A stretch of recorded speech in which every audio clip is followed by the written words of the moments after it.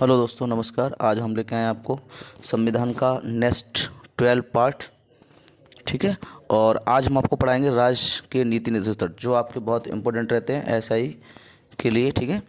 और इसमें सबसे पहले आता है जो राजनीति जो नीति निर्देशक के तत्व हैं वो लिए कहाँ से गए हैं। सबसे पहले ये पूछेगा किससे लिए गए हैं, तो ध्यान रखना ये आयरलैंड से लिए गए हैं। कहाँ से लिए गए हैं? आयरलैंड से लिए गए हैं। ठीक है। और पूछता है कहाँ रखा गया है इसे संविधान में, तो भाग कौन से में रखा गया है? 4 में रखा गया है। अनुच्छेद 36 से 51 तक इसका उल्लेख मिलता है। अनुच्छेद 36 से कहाँ मिलेगा? 51 तक इसका उल्लेख मिलेगा। ठीक है। कहाँ से लिए गए हैं, तो कहोगे आयरलैंड से लिए गए हैं। ठीक है। और भारत और आयरलैंड को छोड़कर विश्व में और कहीं पर नीति निर्देशक तत्व का उल्लेख नहीं मिलता है। ठीक है। तो ये आपको ध्यान रखना है। क्वेश्चन पूछ सकता है आपसे कि कहाँ कौन से भाग में, तो आपको भाग 4 में। अनुच्छेद कौन सा है? 36 से 51 है। कहाँ से लिए गए, तो आयरलैंड से लिए गए। कौन? नीति निर्देशक के तत्व सिर्फ आयरलैंड में और भारत में ही ये लागू हैं, बाकी और कहीं लागू नहीं है। ठीक है।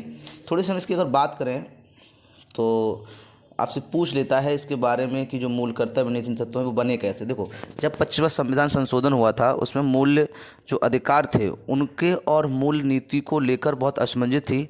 तो जो नीति निर्देशक के तत्व ने उन्हें अनुच्छेद 31 में रखने का वो रखा गया था, प्रावधान रखा गया था। ठीक है।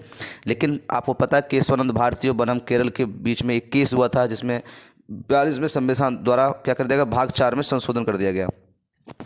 इसलिए इसे भाग 3 में ना रखे, किस में रख दिया गया था? भाग 4 में रखा गया था। ठीक है। अगर दोनों को एक साथ रख दिया जाता तो कहीं ना कहीं प्रॉब्लम आ सकती थी। ठीक है। तो इसलिए ध्यान रखना है। आपसे पूछ सकता है कि मूल अधिकार और नीति निर्देशक के तत्व वो एक दूसरे के पूरक होते हैं। जो नीति निर्देशक के तत्व हैं और आपका कौन है मूल अधिकार है, वो क्या है? एक दूसरे के पूरक है। ठीक है। भाग 3 तथा भाग 4 के मध्य सामंजस्य संतुलन संविधान का आधारभूत ढांचा माना गया है। ये किसने कहा है? न्यायालय ने कहा है। भाग 3 मूल अधिकार है और भाग 4 में क्या है? नीति निर्देशक के तत्व हैं। ठीक है। यहाँ तक बात आपको समझ में आ गई होगी। आगे बात करते हैं। राज्य के नीति निर्देशक सिद्धांत को भारतीय संविधान में शामिल किए जाने का क्या उद्देश्य है? तो ध्यान रखना, सामाजिक और आर्थिक लोकतंत्र की स्थापना करना, कल्याणकारी राज्य की संकल्पना का समावेश संविधान के किस भाग में है? तो आपको राजनीतिक के तत्व भाग 4 में है। किसमें? भाग 4 में है। ठीक है। भारतीय संविधान में किसके अंतर्गत पंचायती राज प्रणाली की व्यवस्था की गई है? तो राज्य के नीति निर्देशक तत्व सिद्धांतों के अंतर्गत क्या करी गई है?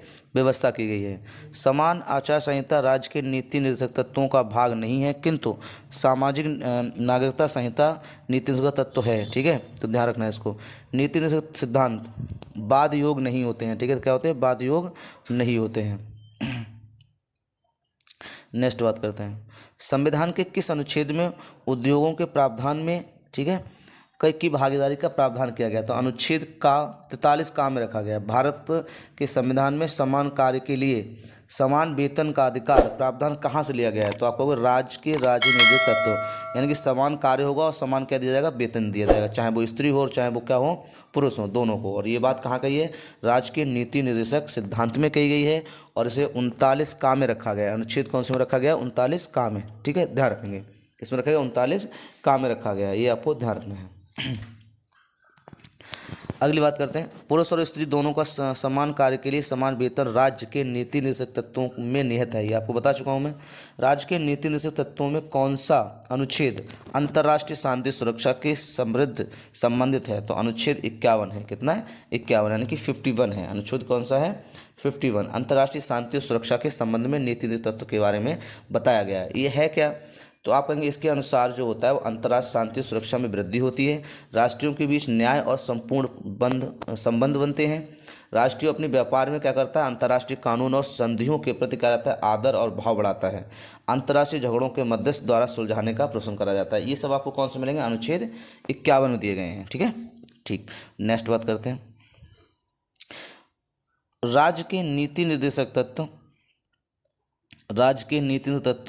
एक ऐसा चेक है जो बैंक की सुविधा अनुसार अदा किया जाता है, बैंक की सुविधा द्वारा अदा किया जाता है। किसका है? तो केटी शाह का है।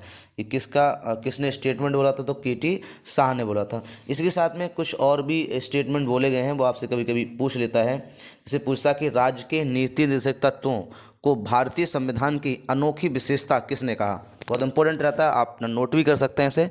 राज्य के नीति निर्देशक तत्वों को भारतीय संविधान की अनोखी व्यवस्था किसने कहा? तो आप कहोगे अंबेडकर ने कहा था। क्या कहा था? अंबेडकर ने कहा। ठीक है। अगली अगर हम लोग बात करें ठीक है। ये आपको पता हो ही चुका है, राज्य के नीति निर्देशक तत्व होते हैं जो कहाँ से हैं, तो ये आपको ध्यान रखना है। और नीति तत्व 42 में संविधान भाग 4 में जोड़े गए। अगर पूछता कि नीति निर्देशक जो तत्व हैं वो कौन से संशोधन द्वारा जोड़े गए हैं, तो आप कौन से बताओगे, 42 में संविधान संशोधन। और कौन से भाग में जोड़े गए हैं, तो 4 में जोड़े गए हैं। ठीक है, ध्यान रखना यहाँ तक। चलिए अब कुछ अनुच्छेदों के बारे में बता देते हैं। अनुच्छेद 36 में नीति निर्देशक तत्वों के संदर्भ में राज्य की परिभाषा दी हुई है, ध्यान रखना अनुच्छेद 36 में। अनुच्छेद 37 में न्याय द्वारा परिवर्तनीय ना होना, ठीक है, न्याय का जो कानून बना दिया गया वो परिवर्तनीय ना होना, अनुच्छेद कौन से में, 37 में है। इसमें दिया हुआ है अनुच्छेद 37 में दिया हुआ है। 38 में लोक कल्याण की अभिवृद्धि के लिए सामाजिक व्यवस्था बनाना, ये कौन से में, 38 में है। किसमें, 38 में है। और 38(2) में कौन सा है, आय की अमानताओं को कम करने का प्रयास करना। अनुच्छेद 39 का में क्या, निःशुल्क विधिक सहायता उपलब्ध कराना। 29 का में क्या है, जो राज्य है उसमें प्रत्येक स्त्री और पुरुष के समान रूप से जीविका का साधन है वो उपलब्ध कराना, अनुच्छेद 39 का में है। ठीक है, तो आपको ये ध्यान रखना है, 39 का में। ठीक है, और नेक्स्ट बात करते हैं 39 खा की बात करें तो समुदाय के भौतिक संसाधनों का स्वायत्तत्व व नियंत्रण इस प्रकार हो जिससे सामूहिक हितों की सर्वोत्तम प्राप्ति हो।